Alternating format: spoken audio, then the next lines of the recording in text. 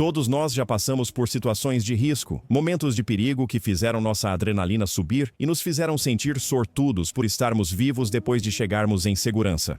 Mas existem algumas histórias de quase acidentes que desafiam a lógica e algumas pessoas que conseguiram escapar de um destino aparentemente terrível. Hoje vamos ver 7 exemplos inacreditáveis de pessoas que sobreviveram contra todas as probabilidades. Às vezes, o até que a morte nos separe ganha um novo significado ameaçador. No domingo de Páscoa de 2015, Victoria Cellier praticou paraquedismo em Wiltshire, Inglaterra. Como uma paraquedista recreativa experiente, Victoria já havia feito muitos saltos, mas esse terminaria de forma bem diferente.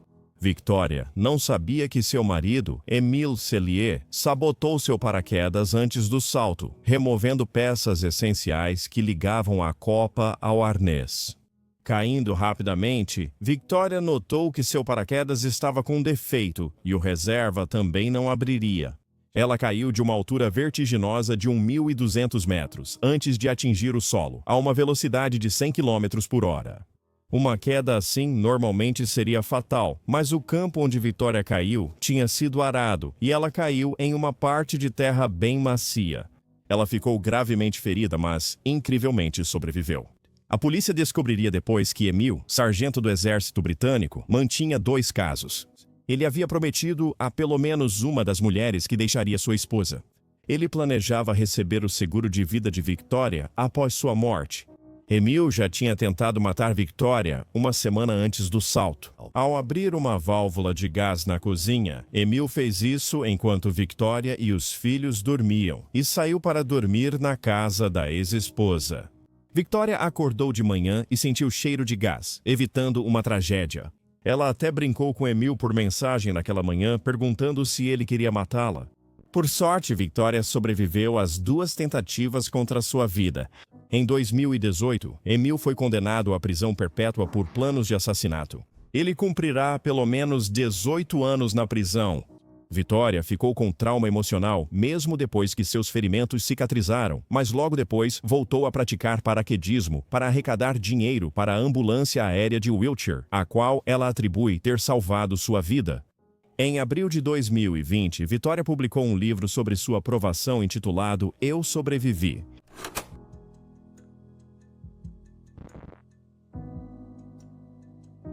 Experimentar coisas novas pode ser divertido, mas também pode ser perigoso.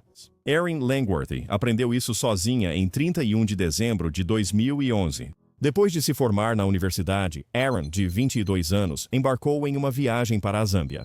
Durante um safari, Erin aproveitou uma das atividades oferecidas no caminho, um salto de bungee jump sobre o rio Zambezi, nas Cataratas Vitória, lar de uma grande população de crocodilos do Nilo. Erin nunca havia feito bungee jump e estava nervosa, mas viu várias pessoas do grupo saltarem em segurança antes dela. A experiência dela, no entanto, não seria tão típica. Enquanto Erin se preparava para pular, um guia a ajudou a assumir a posição adequada, com os braços abertos ao lado do corpo. O guia a empurrou para fora da plataforma, fazendo com que ela voasse sobre o rio quase até o final. O salto ocorreu normalmente até que, de repente, o cabo de bungee de Erin se rompeu e ela caiu no rio. Ela caiu 110 metros antes de atingir a água. Erin conseguiu manter a calma nas águas agitadas do rio, soltou bolhas e a seguiu até a superfície. Mas uma parte da corda elástica, ainda presa a ela, a manteve debaixo d'água e suas pernas continuaram amarradas. Desde o salto, ela teve que se virar de costas para a superfície para puxar a corda até que ela se soltasse. Ela então nadou em direção à superfície. Quando foi retirada na margem do rio, Erin já tinha passado 40 minutos lutando por sua vida na água. Após sobreviver à queda, Erin foi levada a um hospital em Victoria Falls, mas logo transferida de helicóptero para outro na África do Sul, onde as instalações eram melhores. Ela estava coberta de hematomas e havia quebrado a clavícula, mas não sofreu outros ferimentos graves. Erin levou 2 semanas para se recuperar do acidente antes de voltar para casa na Austrália. A empresa Bunge, desde então, implementou medidas para garantir que o que aconteceu com Erin não aconteça novamente.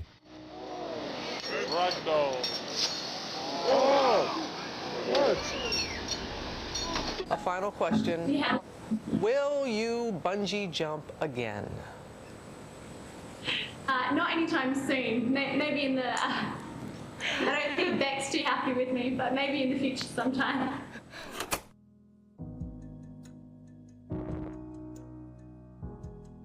Imagine sobreviver a um desastre, apenas para ficar preso em um lugar onde talvez nunca seja encontrado. Em 26 de maio de 2013, Harrison Okene, de 29 anos, era cozinheiro em um rebocador na costa da Nigéria. Nas primeiras horas da manhã, fortes ondas fizeram o rebocador virar a 20 milhas da costa. Harrison estava no banheiro quando o navio virou e precisou buscar desesperadamente uma saída. Ele acabou no escritório do engenheiro. A água começou a encher a sala, mas não encheu completamente. Contra todas as probabilidades, uma bolsa de ar no pequeno espaço permitiu que Harrison sobrevivesse. O navio afundou e Harrison ficou preso na bolsa de ar por quase 3 dias, sem comida ou água potável. Ele lutou contra as baixas temperaturas e teve que ouvir sons de animais se movendo pelo navio, que ele achava serem tubarões ou barracudas. Uma empresa de mergulho foi enviada ao navio afundado para recuperar os corpos dos destroços. Os mergulhadores se surpreenderam ao encontrar Harrison vivo após 60 horas do desastre. Ele foi o único sobrevivente do navio. Quando os mergulhadores o encontraram, Harrison estava desidratado e desorientado. Seus pulmões tinham quase nitrogênio fatal, mas ele sobreviveu. Ele teve que ser resgatado dos destroços muito lentamente e com muito cuidado. Os mergulhadores o prenderam cuidadosamente ao equipamento e o levaram até uma cápsula que o transportou à superfície. Ao chegar, Harrison ficou 2 dias em uma câmara de descompressão por causa da profundidade em que esteve. Tendo escapado da morte certa, Harrison continuou trabalhando como cozinheiro, mas prometeu que nunca mais voltaria ao mar.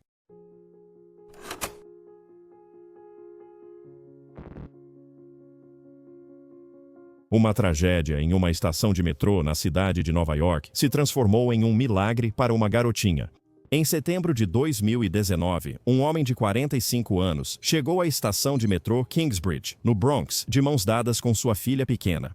Mas, para surpresa da multidão no horário de pico na estação, o homem, Fernando Balbuena Flores, pulou nos trilhos do metrô justamente quando um trem se aproximava.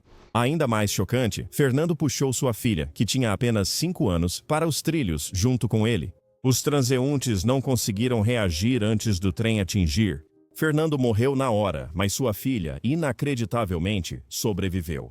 Depois que o trem parou, 2 bons samaritanos pularam nos trilhos, onde convenceram a menina a sair debaixo do vagão do metrô e a ergueram em segurança para a plataforma. Ela sofreu arranhões e lacerações, mas devido à sua posição exata embaixo do trem, seus ferimentos foram tão leves que ela já estava de volta em casa com a mãe e outros familiares. Mais tarde, soube-se que Fernando Balbuena Flores sofria de depressão e já havia interrompido a medicação antes de pular nos trilhos. Em uma rara história de sobrevivência, graças à ação rápida de 2 homens que a salvaram, essa criança perdeu o pai, mas sobreviveu. Antônio Love, que teve a bolsa roubada durante o resgate, e Hiro Torres foram homenageados por seu heroísmo pelo presidente do Bronx, Rubem Dias.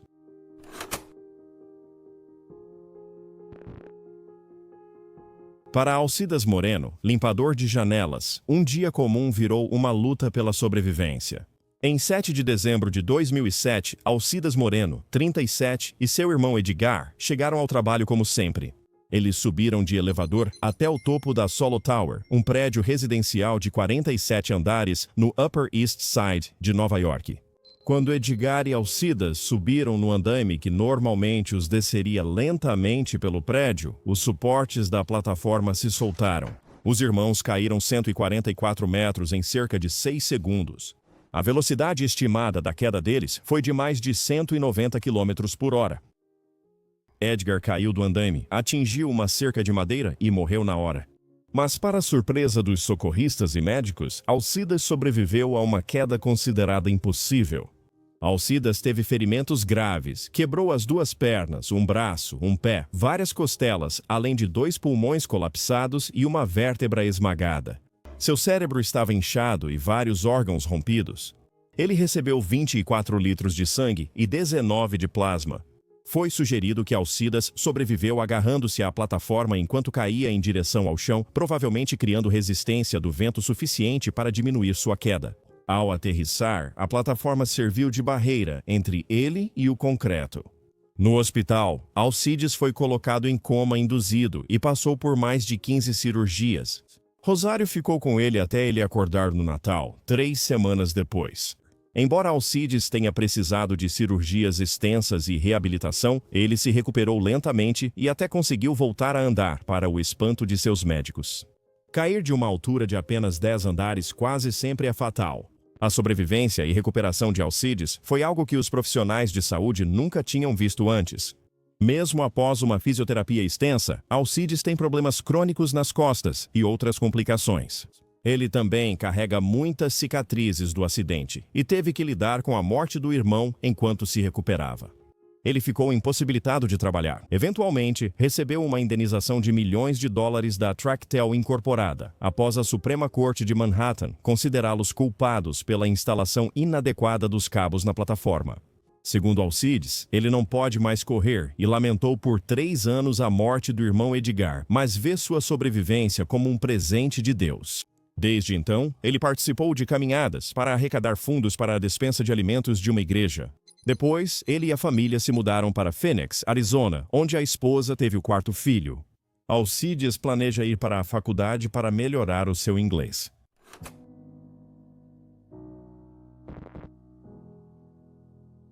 E se uma tragédia mudasse sua vida para sempre e você nem se lembrasse dela? Esse foi o caso de Cecilia Shoshone. Em 16 de agosto de 1987, Cecília e sua família estavam a bordo do voo 255 da Northwest Airlines, no aeroporto metropolitano de Detroit. Voltavam para casa em Tempe, Arizona, após visitar a família. Infelizmente, os pais e o irmão dela, junto com todos os outros passageiros, exceto Cecília, nunca chegariam em casa. Os flaps das asas estavam mal ajustados e a asa esquerda atingiu um poste de luz na decolagem. O avião caiu a cerca de 800 metros do aeroporto, deixando para trás uma trilha de destroços fumegantes.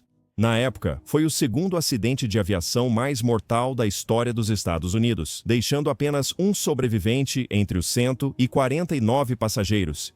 6 tripulantes e 2 pessoas em solo morreram. Cecília tinha apenas 4 anos na época e, até hoje, não se lembra do acidente. Cecília foi achada pelos socorristas entre os destroços, presa ao cinto de segurança e choramingando sob o corpo de outro passageiro sem vida. Mais de 30% do corpo dela estava coberto por queimaduras de 3º grau e ela havia quebrado uma perna e a clavícula. O legista do condado de Wayne, Michigan, não sabia como ela sobreviveu. Após 4 enxertos de pele, Cecília se recuperou e foi morar com os tios no Alabama, que a protegeram da mídia. A garota não sabia que tinha sido a única sobrevivente do acidente até a adolescência e, por um tempo, lutou com a culpa do sobrevivente até quebrar o silêncio em 2013 para o documentário Sobrevivente da Alma. Investigadores sugeriram depois que a mãe de Cecília a protegeu enquanto o avião caía, salvando sua vida. Ela não se lembra do acidente, mas uma tatuagem de um avião serve como lembrança do evento. Cecília teve uma vida plena mesmo com as cicatrizes e a perda da família. Ela se casou em 2006 e, apesar de pensar no acidente, dizem que voa regularmente todos os dias.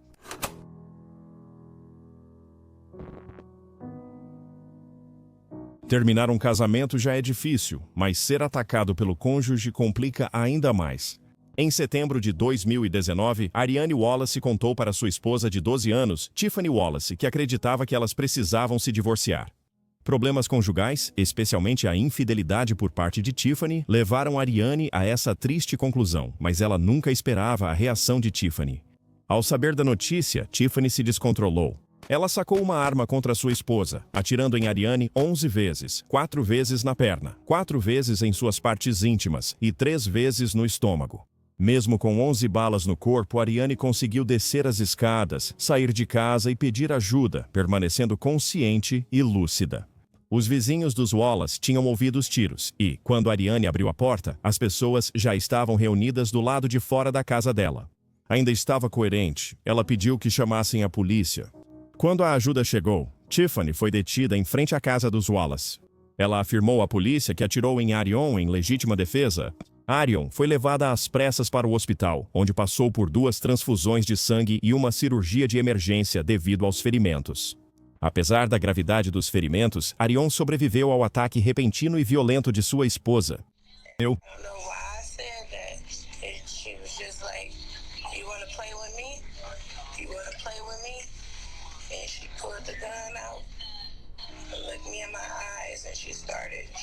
Tiffany enfrentou 9 acusações criminais, como agressão com intenção de matar, violência doméstica e 3 por porte ilegal de arma de fogo. Apesar dos ferimentos graves, Arion está se recuperando lenta, mas seguramente do trauma. Desde então, a família dela criou uma vaquinha online para ajudar a arrecadar dinheiro para as despesas hospitalares dela. Qual dessas histórias de sobrevivência você achou mais chocante? Você já sobreviveu a uma situação perigosa contra todas as probabilidades? Conte sua história nos comentários. Obrigado por assistir.